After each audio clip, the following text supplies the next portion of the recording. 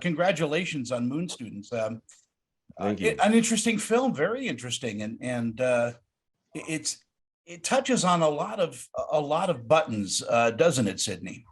It really does. It goes from the pandemic to social injustice to friend relationships, sexual relationships, sexual orientation. It really does encompass so much because our writer director, he has such an act for including everyone, making sure everyone has a voice. And your character, Lita, how did you find her? And is there a process you have for getting into character? Thankfully, I was very lucky. Lita and I have so many similar aspects. We've dealt with a lot of growing up later in our 20s versus early. For me, I talked a lot to my mom and my mom's side of the family because she's Hispanic. They're from Spain and Cuba.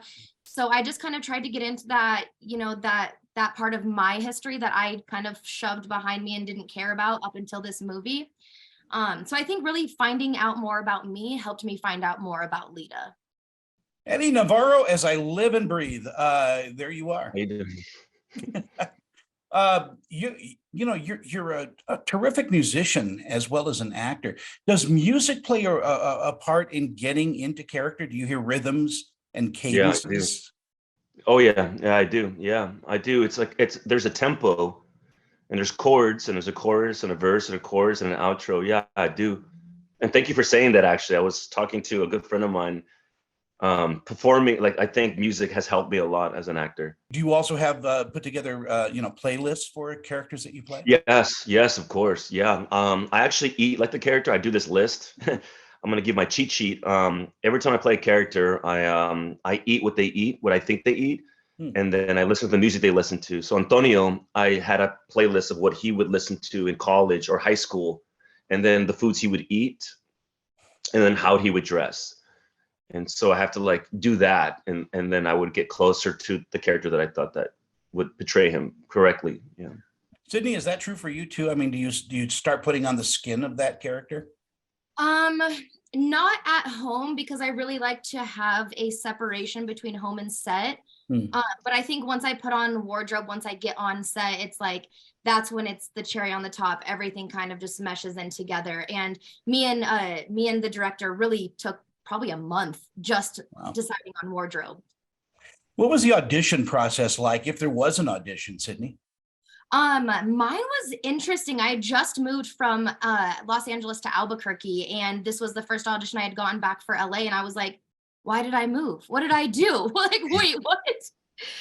So it was a little bit of anxiety, because I was like, oh my God, I have to go straight back to LA if I book this. But it was so much fun, and Daniel is the kindest, most collaborative, creative soul. So it was a very easy and welcoming process, as we know most auditions are not. So anyway, where was the shot? Was it shot in all over Los Angeles? It was shot actually in my home when I was born. I was born in Anaheim, but they shot Alhambra. And that was the house that I grew up in. Wow. And I told Daniel, this is creepy. Everything was synergy. I don't know if you believe in universe and synergy, energy. Everything just worked out. And I remember going to a park where we shot some extra scenes. That was a park my parents would take me to as a kid. Wow. And I was shooting as an adult. I was like, oh my God, I'm tripping out. But Alhambra, San Pedro, and some places in Los Angeles. But yeah, all over Southern California we shot. And I grew up out there. I grew up in West Covina, so I know Alhambra pretty well. Yeah, my house is still there. It's different now, but I grew up there. That was my first house. That was must crazy. Have been surreal for you. Yeah, it was emotional. I mean, this whole movie was emotional for me. It was kind of like going back to my identity. Antonio is a very multi-layered character. I mean, a lot of times you don't get to play that type of depth. No. And I as he's writing on the page, I love Daniel because he's writing this very complex character. I felt that, I didn't, sometimes these characters can be the villain, it's the boyfriend, it's the angry boyfriend, and but I wanted to play him more, or tackle him. And Daniel was such a great director writer. he's like, that's exactly what I'm talking about, Eddie. Wow. He's the hurt kid, he's a hurt individual. He means well. He's a good person. It's just he's going through something in a pandemic, all these things, and he's trying to find his voice. And he loves Lita, but he doesn't know how to reach to her, and he's not listening to her. He's not listening to her wants and needs as a person. And so, it's a universal problem that people have is miscommunication or non-communication. Exactly.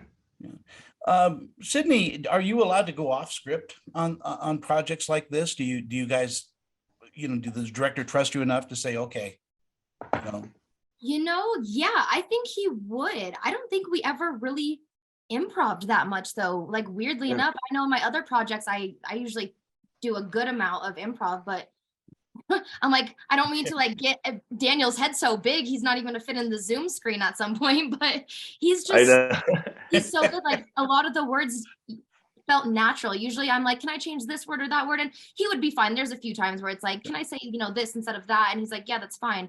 But I didn't really need to improv too much because I feel like Daniel really honestly put the words on the page that needed to be there and scrapped the rest. That was kind of, the BS. You were in Lantern's Lane. I love that movie. In fact, Brooke is a dear friend of mine. Love Brooke. Yeah, she's fantastic. And you just worked with Tyrese on a project too. Tyrese and Theo Rossi and Wes Chapman from Hunger Games. Yeah, they were all three on there. So you are going to be a huge star, and then you'll be traveling everywhere. We'll see. Take Eddie with you wherever you go. I will. He's forever. Are you guys dear friends now? Have you worked together before? Did you know each other? No, we didn't. Yeah. We just connected. It just was the most beautiful chemistry I've ever had. I think we're both pretty open people. So I think just us kind of, not having too many reservations or being kind of touchy with things, or I like things this way. We're both just kind of flowy. So I think we became really, really good friends, and still to this day. And that's so lucky to have, and back in the time of COVID too, where there were no chemistry tests, you didn't meet, until the bubble was over and all that. Yep. Yeah. And we spent at least a couple months Zooming a few times a week just to get to know each other, not even just to rehearse, just to, who is Eddie and who is Sydney, and let's see how, they can work well together. Eddie, will you be hopping behind the camera and directing and producing more and more?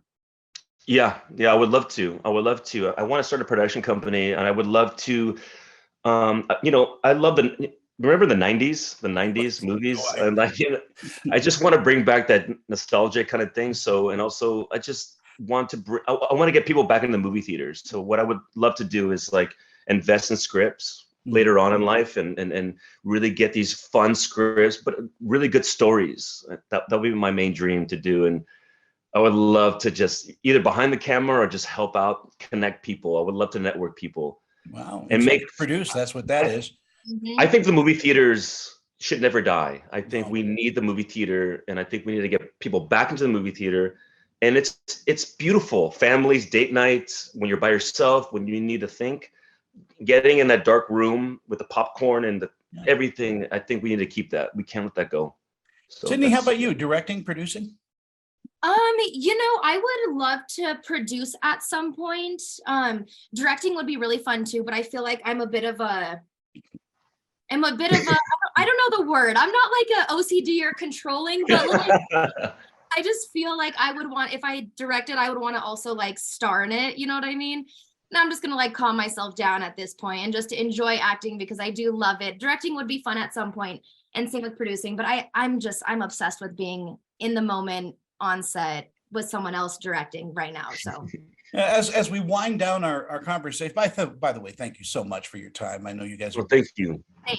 Same. Talk to the likes of me, But what do you think audiences are going to take away from watching Moon Students, Sydney? I think my biggest judge of like movies is my sister, and she is a horror queen. She loves the horror, the death, all of it. Like, not what I like. And she watched Moon Students, and she was like, "This is one of my favorite movies." And so I think that it just really does have something for everybody in there to connect and hold on to, that I really feel like it's gonna resonate with a lot of people in a very diverse group of people. I think what they're going to take away from is that we're all connected, that we all look at the same moon. We're not different, and we're all going through the same feelings. Doesn't matter where you come from, what color you are. We're all moon students, because students are still learning from a teacher, and the teacher might be somebody you never see. Maybe it might be somebody you'll never meet, but you're always going to look at the same moon and try to be better than what you were before. And I think, me personally, I hope they take away like, oh, I know what they were going through. I know what they were crying about, loving about, fighting for. So I hope that, audiences will see that. And yeah, that's what I hope.